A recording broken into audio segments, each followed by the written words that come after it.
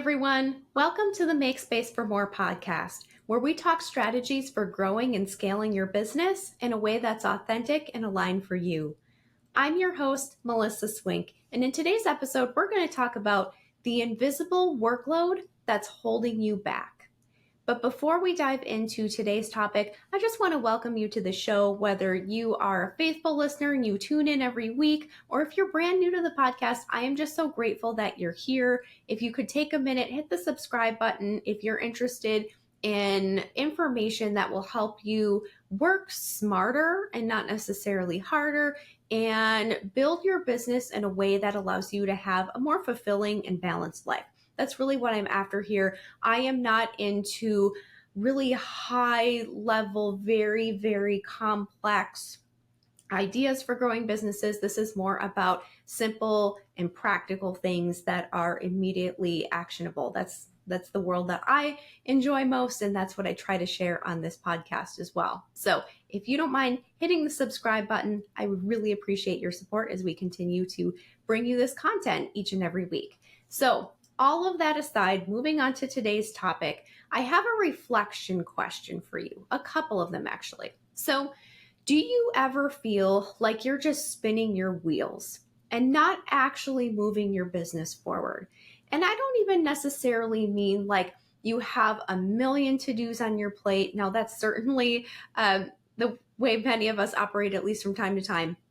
But I just maybe am thinking more from an emotional and an energetic standpoint. Like sometimes you're just like, I'm doing the things, I'm in the business every day, and I feel like we are not moving forward in areas that I want to move forward. Or I feel like at the end of the day, I am just too exhausted to put together that new revenue stream or to launch that new service offering. You know, there might be opportunities that you know that you could be doing, you just don't have the energy to do it.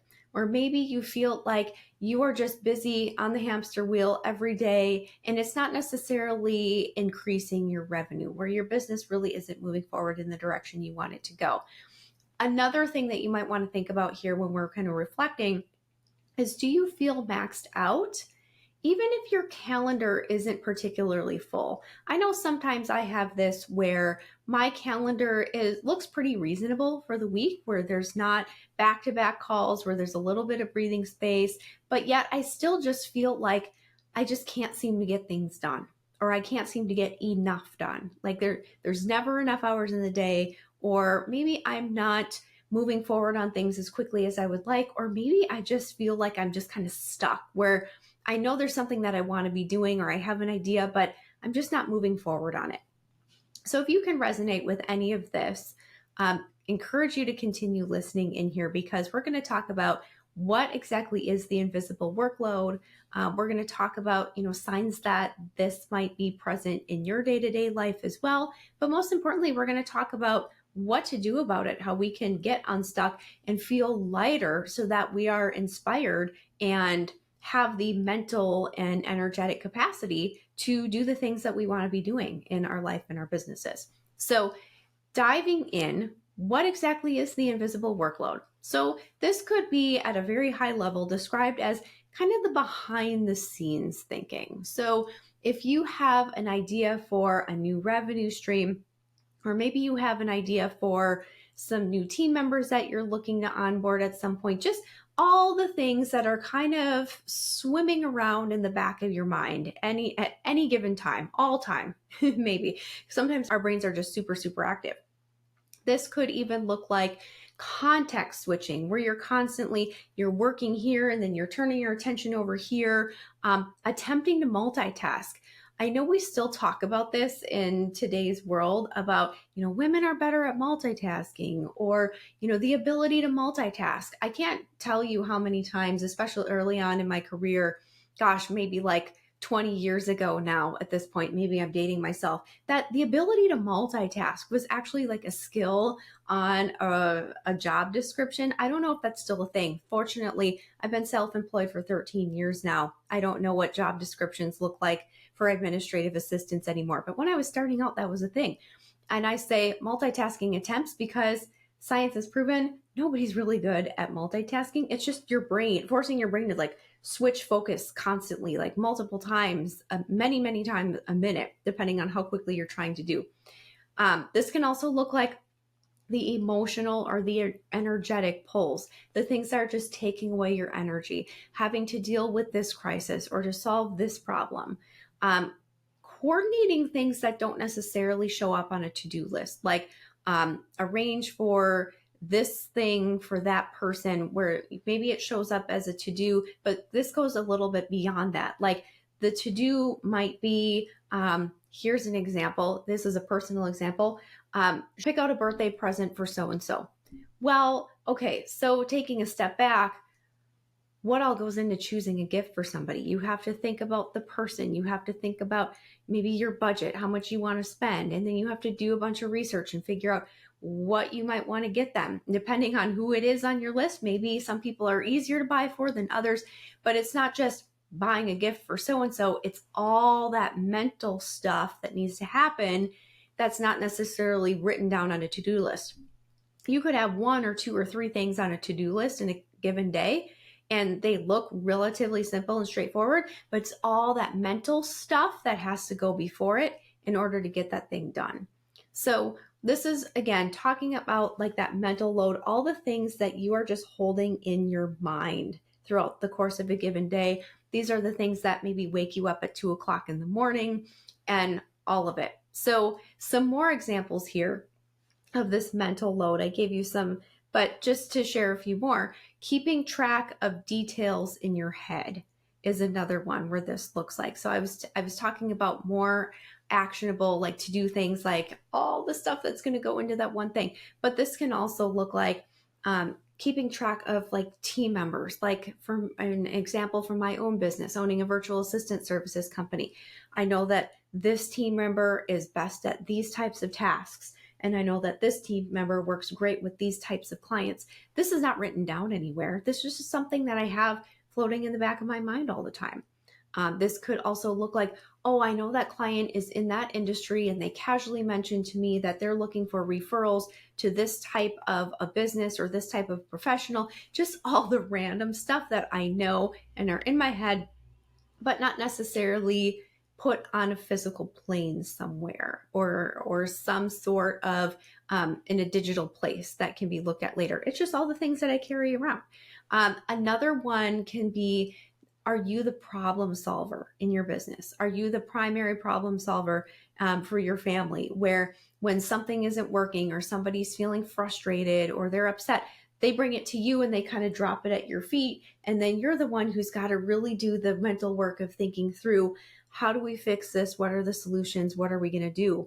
And then just kind of falling in line with that, managing all the things. I'm talking about the planning, the strategy, the people, the projects. You're just carrying it all. And it all begins up here in the mind. So what I'm here to tell you is the invisible workload is absolutely real. I don't think I have to convince you of that, because you are living in the day-to-day, just like I am, like so many of us are. But the reality is, and the truth is, that this has a huge impact on our energy. It has impact on our clarity, ability to focus, and really, at the end of the day, the results of growing our businesses or organizations.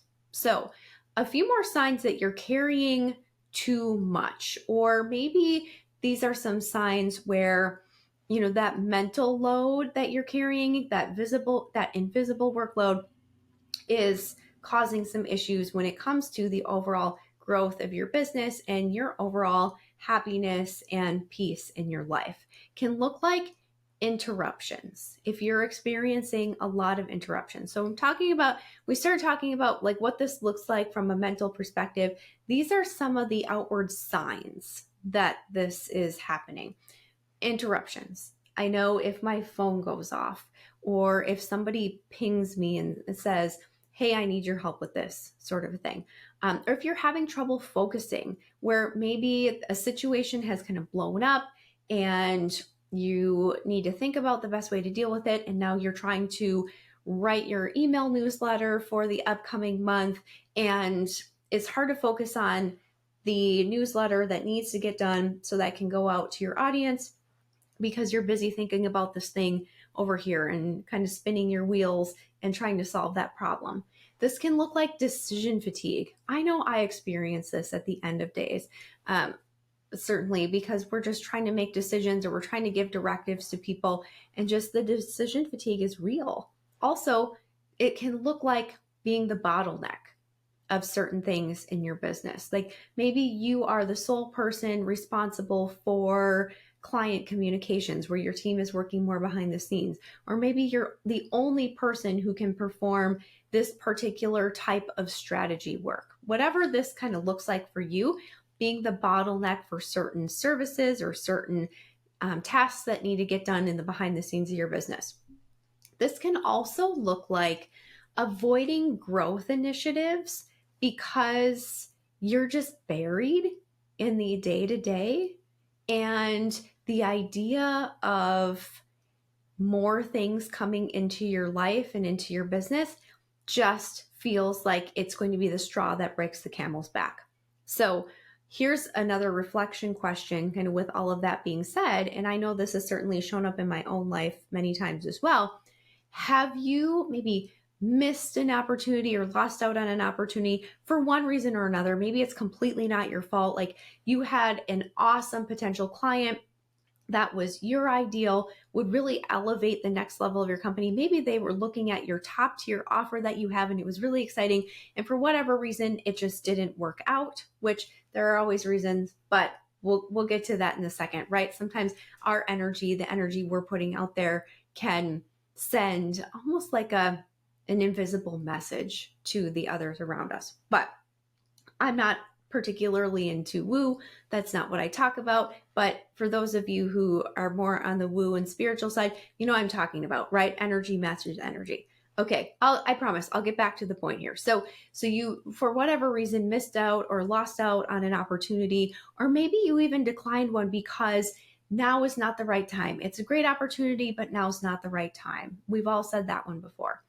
And you have secretly felt relieved, where this was an opportunity that was great. You should have been really excited about, or maybe you were really excited about initially. But then when you started thinking about, okay, if this comes true, if this thing happens, I'm just going to be completely overloaded. Like I can barely manage things now. And so adding this thing to my plate or my team's plate just exhausts me. And it's something that you would never actually share out loud, but sometimes like, oh, good, we didn't acquire that client or we didn't take over that project. You know what I'm talking about? And ultimately, if you are listening to this and you're like, yep, I know I've got the invisible workload, I definitely have these signs showing up around me where I'm the problem solver, I'm avoiding going into new directions with my company.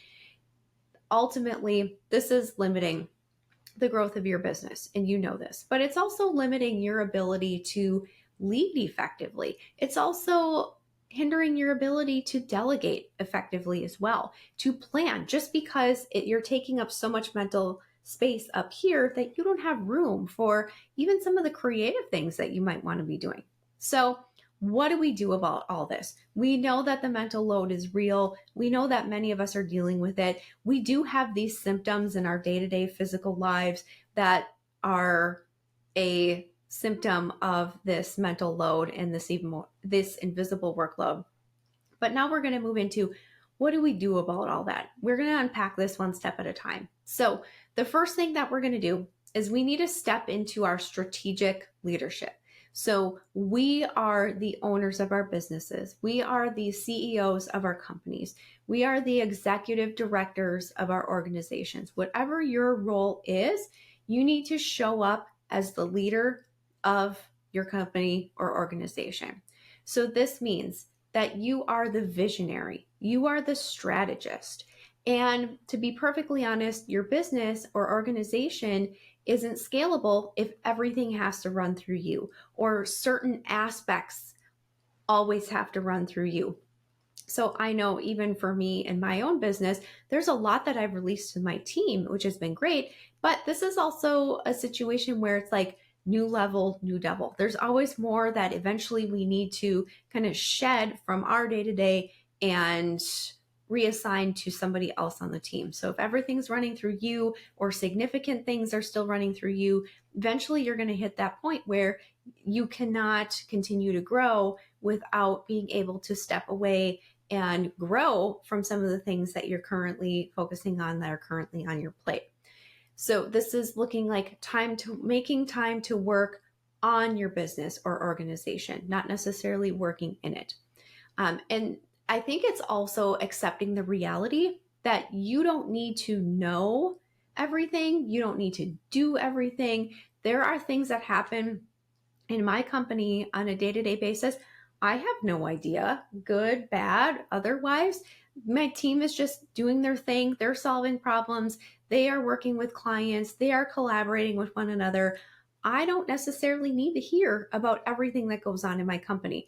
And depending on where you're at in terms of your overall leadership and what your team looks like, that can seem really, really scary. But if you think about some of the CEOs that you admire or the executives that you admire that have built incredible companies and organizations, they don't have their hands in every single aspect of the day-to-day because it's not physically possible. But if they insisted on having their hands in everything, they would not be at the level that they are at today. Their companies or organizations would not be experiencing the success that they are today. I remember a couple of years ago, to another one to this point, with talking about just growth in general and leadership, that the speaker was talking about the hardest thing for her, and she was growing throughout her career, was changing from being the knowledge leader to more of the visionary. So she had shared, I don't remember what role it was when she started out. It was a healthcare company. I don't remember if she was I think she was like in billing or something like that. And she started off, she was entry level, and she got really good at her job in the billing department. And they promoted her to supervisor. And then she was department head. And, she just kind of traveled along that path. And then at some point in her career, things shifted a little bit. So she knew billing really well, like the back of her hand. And then when she started taking on higher levels of leadership in that organization, she started leading teams that she knew nothing about the day-to-day work that they were doing. So while her background in this example, I don't remember again exactly if it was billing, it was something like that, customer service. I'm not sure, kind of your entry level, early 20 something job. But that was really hard for her because she suddenly had to figure out how to lead a team of people that she could not do their jobs. If one of them called in sick, she could not go sit in that chair and take over for them. She had no idea what they were doing. But what she had to do was like listen, inspire, take their suggestions for improvement and making the company better, and also, encouraging them and casting that vision for what the department and ultimately the company could look like. And it was just a very dramatic change in the way that she was spending her day to day. Because again, she started with the knowledge leader and then she became more of the visionary. And so that may be a place in your business that you need to become in order to continue growing. So taking the time to step into that strategic leadership role that your company or organization needs you to take on is going to be the first step to relieving this invisible workload, is to reevaluate, really truly what your role is in the company. But moving on from that, once we kind of make that mental shift of, I am not the one doing all the time, what we want to do is we want to look at strategies now to lighten that load. So reaffirming that you are the leader here. So what we want to do is there's really 4 primary things that we want to do to lighten that invisible workload. And number 1 is to empty your brain. Your brain does not need to be carrying all the things. So what we want to do is we want to use tools to do this. One example in my own business is we use Asana for all of our project management. So all the tasks, projects, to-dos, all the things that need to get done, all the notes that need to be taken action on at some point, those all go into our project management system, no matter how big or haul small, because we don't want to be carrying things around in our brains anymore. The other thing, and I'm jumping ahead a little bit here, is that if you have like a written to-do list, or if you have a bunch of written meeting notes with action items, and it's sitting on your desk or sitting in a folder somewhere, it is not in a space that other people can see it or help you with it. So it's still 100% yours and yours alone, as long as it's not in a place where others can help you with it. So we want to brain dump as much as we can into, say, a project management system. We also want to establish processes and workflows and get those documented. So I know I've shared this many times. A lot of people kind of shut down with this, like, oh, that's a lot of work. And yeah, it can be. You can make it hard, but there are ways to make this easy. One of the ways that I love to get my team involved in processes and workflows and getting those documented, number one is to use a system like Loom, Loom, to record a screen share and just say, okay, I am performing this task. I am creating a recurring invoice in QuickBooks Online. Super simple example here. And I just record myself actually creating a real invoice. So I'm getting the job done, but then I'm also showing how to do the job. And it is documented in a way that anybody else on my team who has access to my QuickBooks Online, of course, can perform this task moving forward. Easy peasy, done. The other way that you could do this is have the person who's going to be taking these tasks over for you sit in with you, whether it be like physically next to you at your desk as you're doing something and talking through it, or more than likely, if you work with a remote team, joining them, joining a Zoom call and screen sharing and talking through it as you're doing the work, and have them taking notes on how the work needs to get done. There's so many tools, and this is not even including AI. There are so many tools out there now to help you with these SOPs. But the most important thing is, if it's something that you need to do and you need to get off your plate, you have to take the time to do this. But there are ways to make it easier.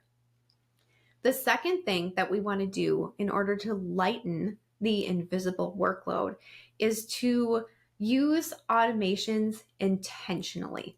So I say this because sometimes when it comes to all the fancy bells and whistles and all the different software and tools that are out there, more is not necessarily true. And I feel like I can even think of a couple of clients right now.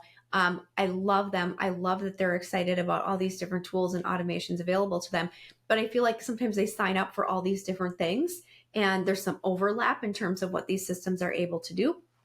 But what the point is here is that we want to look at opportunities to leverage software and tools to automate manual work as much as possible. So this could be as simple as creating a welcome email drip or some type of welcome series for new clients that are getting started with working with you and your team, so that they have the information that they need, but you don't have to have those same conversations over and over and over. So maybe somebody signs up with working with your company, they get a welcome email, here are the next steps, and then you drip out information about how to get the most out of your work together over the course of, days to weeks.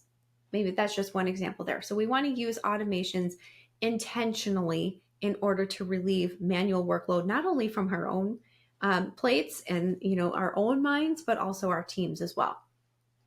The third way that we want to lighten that mental load is to delegate in ways that truly establish ownership and responsibility to others on the team.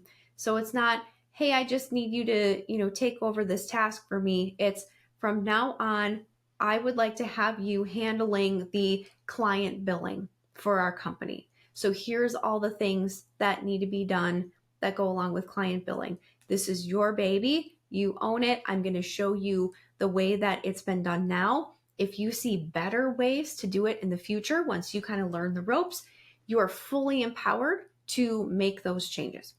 We want to establish, we don't want to run into a situation where you're handing off work, but then you're constantly reviewing it, or you're constantly getting questions and you're having to micromanage another person on your team. You want to establish true ownership for some of these aspects of the day-to-day running of your company where you're not the problem solver anymore. And certainly, when situations come up, you can be there. If something major comes up, or if your team member has an idea to make something more efficient, by all means, take the time to hear them out and learn more about what they're looking at doing and give your input. But again, establishing the difference between this is something that I need your help with, and the difference between doing that and saying, from now on, I would like you to run this portion of our day-to-day operations, and let them take full ownership of that. Okay, the last way that we want to lighten the invisible load is to set communication boundaries. So let's start with email, because I don't know a single business owner or CEO or executive director who isn't drowning in email, at least sometimes. Some of us are really good and disciplined about email, but there are definitely times where it gets out of control. So this can also look like pausing your inbox throughout the day. So for example, I use a tool called Boomerang. I use a Google Workspace account for my email and for calendar and all of that. But there are different tools for different systems depending on what you use. Once I do my inbox triage, now first of all, my executive assistant goes in and organizes my inbox for me first. But once I go in, I click that pause button, and it pauses bringing in any new emails until it's time for me to check them throughout the course of the day. So I might pause my inbox and then check it right around noon before I take my lunch break. And then I'll pause it again, and then I will check it before I log out at the end of the day and bring in the messages that have come in. This helps me avoid staying in reactive mode and falling into the trap of, oh, an email came up. What does that person need from me? Or, oh, I finally heard back from that person. What do they want us to do? It just keeps you in that distracted state. And that's what we're trying to avoid here when we're talking about the invisible workload. It's that pull of that email and knowing that there's new information, there's new messages, there's new distractions that are in our inbox. So that's one way. The other way could be to establish office hours where you are available and open for your team to come to you with questions or ideas that they have, so that you're not fielding, that hypothetical, like, knock, knock, do you have a minute? And they're standing in your doorway. Now, again, if you have a physical office, that's a real thing. If you work remotely with your team, maybe this looks like constant chat messages, whether that be through Slack or through, some Teams chat, or, our team uses Voxer, putting some parameters around communication so that you're not constantly responding to things all day long. You're able to be heads down and focused, and then batch your responses to those communications throughout the day. Okay. All of that being said, we all struggle with the invisible workload to some extent or another throughout the course of our weeks and our months. Sometimes a year are busier than others. Some situations come up and they bog us down more than others. But as far as a next step goes, because I realize that this is a big problem, and it's a very common problem, and it's something that we're working through all the time, just choosing one thing to take away from today's conversation as a next step, I recommend just doing a brain dump of everything you're holding in your head. It doesn't have to be pretty. No one else has to read this. It doesn't have to be in a fancy notebook. It could be on a scratch sheet of paper, but just write down all the things that you've been thinking about. It could even be, oh, I need to register my kids for summer camp, or I need to make that second payment for summer camp. It could be, oh, I need to pick up more berries to have after dinner tonight. These are random things that are popping up into my own head right now, right? At the time of this recording, we are in the late days of the school year. So now I'm starting to think, okay, summer schedule. What are all the things? We need to bring back that library book. And then I'm thinking about, okay, we have that customer that I want to connect with by phone this week because I wanted to hear more about her new offer. I have this team member that I have an idea for a new role for her on the team. Just all the things that you're thinking about, just put it into paper. The point is, this is not your to-do list. This is just literally a mental dump to unload your mind. And then once you do that, I hope you're feeling a little bit better now that you just got it all out of the brain. You've got it on paper.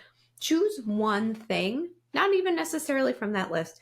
Choose one thing that jumped out at you as we were talking today that you want to delegate or automate this week. Just one thing that if you handed it off or if you leveraged a tool or a system to handle for you, that would just make life that much easier for you and or your team. And I would love to hear from you. Send me an email. Let me know what that one thing is. I'm curious what you guys are offloading and delegating these days. I'm curious about the things that you're looking to automate these days. Would love to hear from you. So thank you so much for tuning into today's episode. And I will be back next week with another episode of Make Space for More. Have a wonderful day. Bye-bye. Thank you for tuning in to another episode of Make Space for More. We know these insights are valuable, and we hope you are inspired to keep growing your business beyond you. Remember, growth is a journey, and you don't have to go it alone. Until next time, keep automating, delegating, and elevating your business. This is Melissa Swink, and I'll see you on the next episode of Make Space for More.